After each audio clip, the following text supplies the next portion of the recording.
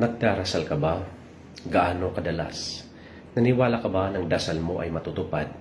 Mula sa Gospel ni St. Mark chapter 11 verse 24, "Therefore I tell you, whatever you ask in prayer, believe that you have received it and it will be yours."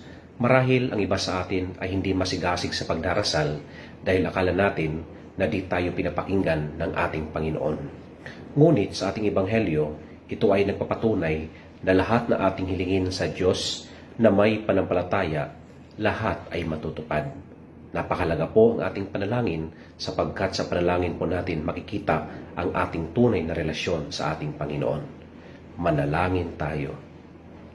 Panginoong Diyos, turuan niyo po kaming manalangin na patibayan ang aming panampalataya sa iyo na lahat ng aming hilingin ay matutupad basta kami ay matibay na may panampalataya sa iyo. Basbasan niyo po ang lahat na nakikinig ngayon na naway magkaroon ng katuparan ang kanilang kahilingan. Amen.